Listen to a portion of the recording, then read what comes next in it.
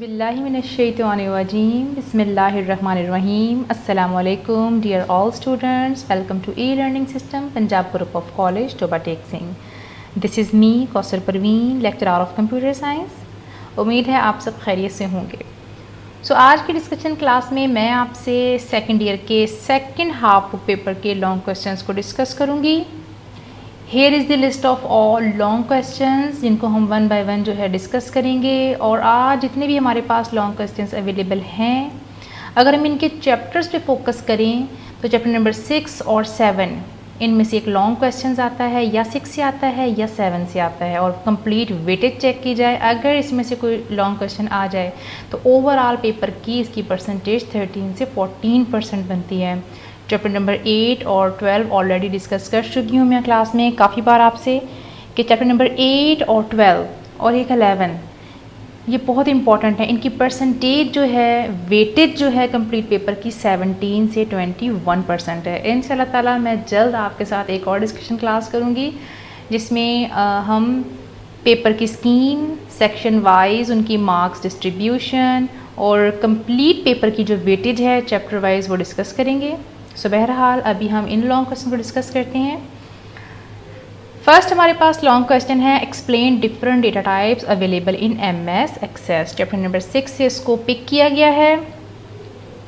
आप direct data types की definition नहीं लिखेंगे, सबसे पहले आप एमएस एक्सेस की डेफिनेशन लिखेंगे कि एमएस एक्सेस क्या है। बेसिकली एक सॉफ्टवेयर है, किस कैटेगरी का, एप्लीकेशन, यानी एप्लीकेशन सॉफ्टवेयर है जिसको इस्तेमाल किया जाता है डेटाबेस को क्रिएट करने के लिए और इन्फॉर्मेशन को व्यू करने के लिए। इसके अलावा इसको हम रिलेशनल डेटाबेस मैनेजमेंट सिस्टम भी कहते हैं। देन इसके बाद आप लोग जो है डेटा टाइप्स की डेफिनेशन लिखोगे। डेटा टाइप क्या है, देखिए नाम से जाहिर है, simply type of the data, nature of the data, form of the data, कि जो आपने टेबल डिज़ाइन किया है उसके कॉलम्स में, यानी उनकी फील्ड में आप किस किस्म का डेटा जो है, किस नेचर का, किस कैटेगरी का डेटा जो है वो आप स्टोर कर सकते हो। देन हमारे पास ये तमाम डेटा टाइप्स जो हैं according to book, text, memo, number, date, time, currency, auto number, yes no boolean value है, OLE ऑब्जेक्ट, हाइपरलिंक, इन तमाम डेटा टाइप्स की आप वन बाय वन जो है डेफिनेशन भी लिखोगे और एग्जाम्पल भी दोगे। ये आपकी बुक के अकॉर्डिंग तमाम डेटा टाइप्स हैं। पहले आप एमएस एक्सेस की डेफिनेशन, देन डेटा टाइप की डेफिनेशन और उन तमाम डेटा टाइप्स की आप डिस्क्रिप्शन भी देंगे पेपर्स में अपने। सेकेंड हमारे पास लॉन्ग क्वेश्चन है, what is form, explain it's uses and advantages. Chapter number 7 से इसको पिक किया गया है। सबसे पहले आप लोग फॉर्म की डेफिनेशन लिखेंगे। कंप्रीहेंसिव डेफिनेशन होनी चाहिए, प्रॉपर डेफिनेशन होनी चाहिए, ठीक है। उसमें से कुछ कंक्लूजन जो है वो डिडक्ट किया जा सके। देखें, फॉर्म बेसिकली क्या है, एक ग्राफिकल रिप्रेजेंटेशन है किसी भी टेबल की। मकसद क्या है फॉर्म को यूज़ करने का या फॉर्म को डिज़ाइन करने का, डेटा को ऐड करना, अपडेट करना, डिलीट करना, कहाँ, डेटाबेस के टेबल्स में। ग्राफिकल रिप्रेजेंटेशन है, दैट्स वाई इसमें बहुत सारे जो हैं एलिमेंट्स शामिल हैं जो मिलके एक पूरे फॉर्म को डिज़ाइन करते हैं। जैसा कि हमारे पास चेक बॉक्स है, रेडियो बटन्स होते हैं, लिस्ट बॉक्स है, जैसे कि आप यहाँ देख सकते हैं, लेबल्स हैं, लेबल शो करवाते हैं, यूज़र को गाइड करती हैं कि किस किस्म का डेटा आपने जो है ऐड करना है। सामने देखें टेक्स्ट बॉक्स है, अब यहाँ से हमें गाइडेंस मिल रही है कि हमें रोल नंबर ऐड करना है। लेबल पे हमें शो किया जा रहा है कि आपको नेम एंटर करना है। यहाँ पे रेडियो बटन्स होते हैं, ठीक है, यहाँ से हमें एक वैल्यू पिक करनी होती है। इसके अलावा चेक बॉक्सेस भी हो सकते हैं, बटन्स जो होते हैं कमांड देने के लिए यूज़ होते हैं।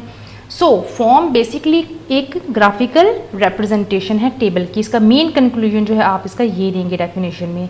देन आप लोग फॉर्म्स के यूजेस, जो कि मेन उन्होंने आपसे पूछा है कि इसके यूजेस बताएं और एडवांटेजेस, यूजेस बताएंगे आप लोग और एडवांटेजेस ट्राई करें, बुलेट्स में नहीं देंगे आप लोग। ये सिर्फ आपकी गाइडेंस के लिए मैंने आपको बुलेट्स में जस्ट शो करवाया डिस्कस करने के लिए, लेकिन आप लोग जो है कंप्लीट सेंटेंस में एक मीनिंगफुल सेंटेंस होना चाहिए जिसमें उनके यूजेस जो हैं वो शो हों। यूजेस देखें, ऑलरेडी डिस्कस कर चुकी हूँ कि फॉर्म को हम बेटा यूज इसलिए करते हैं डेटा को डेटाबेस के टेबल में ऐड करने के लिए, मॉडिफाई, डिलीट करने के लिए, और जब चाहें आपको किसी भी किस्म का डेटा जो है रिक्वायर है आप उसको सर्च भी कर सकते हो। एडवांटेजेस क्या हैं, देखें, ग्राफिकल जब रिप्रेजेंटेशन हो जाती है किसी भी एक टेबल की, तो यूज़र के लिए उसको इस्तेमाल करना बहुत इजी हो जाता है, क्योंकि उसको जो इन्वायरमेंट मिलता है वो बहुत यूज़र फ्रेंडली होता है, वो उसको ईजिली जो है वो उसको यूज़ कर सकता है, कोई टेक्निकल नॉलेज नहीं आपको चाहिए होती है। इसके अलावा टाइम आपका बच जाता है। फ्लैक्सिबिलिटी इसलिए है कि फॉर्म्स के बहुत सारे लेआउट्स जो हैं वो ऑलरेडी अवेलेबल हैं माइक्रोसॉफ्ट एक्सेस में, जैसे कि टेबलर है, कॉलमनर है, ठीक है। सो आप यूजेस और एडवांटेजेस जो हैं लिखेंगे सेंटेंसेस में, ट्राई करें, बुलेट्स में नहीं लिखेंगे आप लोग। जी नेक्स्ट हमारे पास थर्ड लॉन्ग क्वेश्चन है, discuss different types of language processor. बहुत मोस्ट इंपॉर्टेंट क्वेश्चन है। अगर आप प्रीवियस बोर्ड के पेपर्स को एनालिसिस करें तो ये नंबर ऑफ टाइम्स जो है वो क्वेश्चन रिपीट हुआ है चैप्टर नंबर 8 में से। लैंग्वेज प्रोसेसर की आप सबसे पहले डेफिनेशन लिखेंगे, और एक प्रॉपर डेफिनेशन, वही वाली बात, कंप्रीहेंसिव होनी चाहिए, मीनिंगफुल डेफिनेशन होनी चाहिए उसकी। देखिए हम जानते हैं कि हमारा कंप्यूटर जो है वो अंडरस्टैंड करता है एक ही लैंग्वेज को, वो होती है 1-0 की लैंग्वेज, यानी बाइनरी लैंग्वेज या मशीन लैंग्वेज। जबकि हम जो इंस्ट्रक्शन देते हैं वो होती हैं हाई लेवल लैंग्वेज में, नियर टू ह्यूमन बीइंग। अब हमें दरमियान में एक ऐसे इंटरमीडिएट मॉड्यूल की ज़रूरत होती है जो कि हमारी हाई लेवल लैंग्वेज को इस मशीन लैंग्वेज में कन्वर्ट करता है। तो लैंग्वेज ट्रांसलेटर या लैंग्वेज प्रोसेसर क्या है? ये हाई लेवल लैंग्वेज को कन्वर्ट करता है मशीन लैंग्वेज में, ताकि कंप्यूटर जो है उसको ईजिली अंडरस्टैंड कर सके। इसको लैंग्वेज ट्रांसलेटर भी देखें, क्योंकि ये एक लैंग्वेज को दूसरी लैंग्वेज में चेंज कर रहा है, इसको लैंग्वेज ट्रांसलेटर कहते हैं। प्रोसेसर क्यों कहते हैं? क्योंकि ये हाई लेवल लैंग्वेज का जो कोड है उसके इक्विवेलेंट मशीन कोड भी जनरेट करता है, दैट्स वाई इसको लैंग्वेज प्रोसेसर भी कहते हैं। इसके बाद फिर आप इसकी टाइप्स बताएंगे। नंबर 1 पे हमारे पास है compiler, number 2 interpreter, number 3 assembler.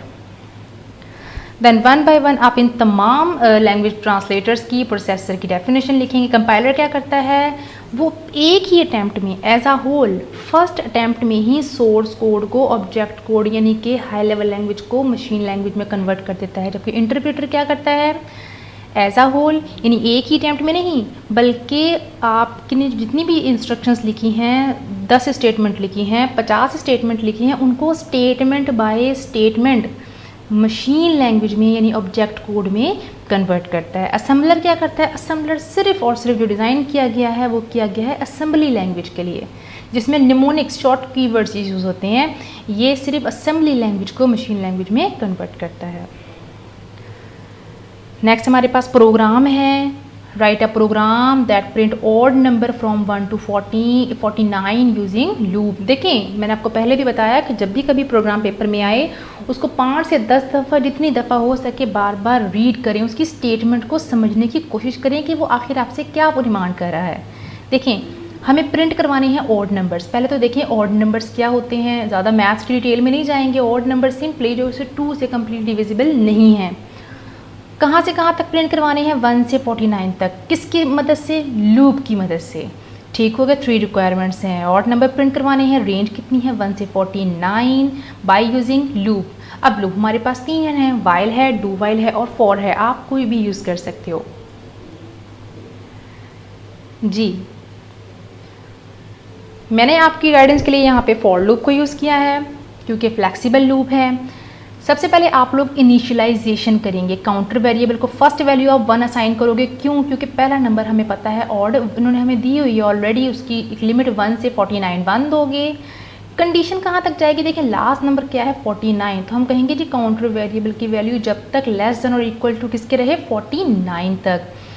Increment, yes, ये हमने एक ट्रिक यूज़ की है क्योंकि हमें पता है कि 1 से 49 तक हम लोगों को ऑड नंबर प्रिंट करवाने हैं। 1 के बाद नेक्स्ट ऑड नंबर ऑब्वियसली क्या होगा? 3। ऑब्वियसली उसके बाद नेक्स्ट 5 और देन 7।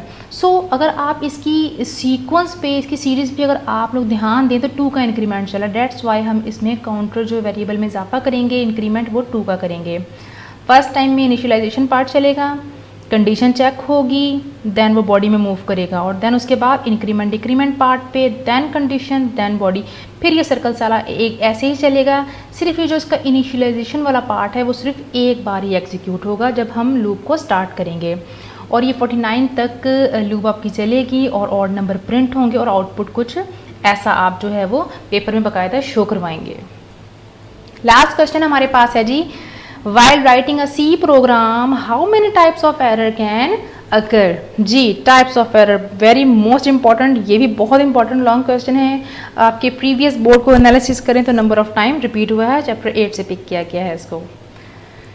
सबसे पहले आप लोग एरर की डेफिनेशन दोगे। एरर बेसिकली देखिए, ब्रीफ डेफिनेशन एरर की क्या है, जब आप अपने प्रोग्राम में अपनी स्टेटमेंट में कोई इनएक्यूरेट या इनकरेक्ट ऑपरेशन करते हो तो रिजल्ट आपको क्या मिलता है, अनएक्सपेक्टेड।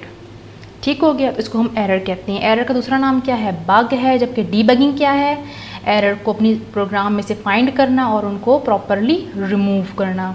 देन इसके बाद आप लोग इनकी एरर्स की टाइप्स बताओगे। 3 टाइप्स की हमारे पास एरर है। नंबर 1 पे syntax error, number 2 logical error, number 3 run time error.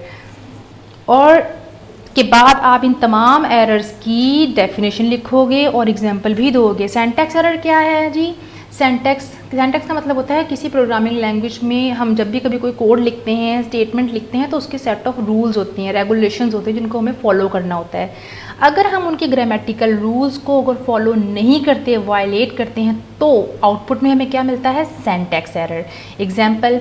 For example आप कोई कीवर्ड के स्पेलिंग गलत लिख लो, इंड की जगह पे आप लोग एंड लिख लो, ठीक हो गया, या आप सेमी कॉलन जो है प्लेस करना भूल जाओ, तो ये सिंटैक्स एरर की एग्जांपल है। इनको कंपाइलर जो है वो डिटेक्ट करता है। लॉजिकल एरर्स क्या होते हैं, इनको कंपाइलर डिटेक्ट नहीं करता। जब भी कभी ये अकर होंगे, ये प्रोग्रामर जो है उसको थोरोली तमाम प्रोग्राम को रीड करना होगा ढूंढने के लिए, क्योंकि कंपाइलर इनको डिटेक्ट नहीं करता, वो कंपाइल कर देता है। और ये किसकी वजह से आती हैं, ड्यू टू पुअर लॉजिक। देखें फॉर एग्जाम्पल, अगर आपको कहा जाए कि आपको 2 नंबर्स को ऐड करना है, आप क्या कर दो, सब्ट्रैक्ट।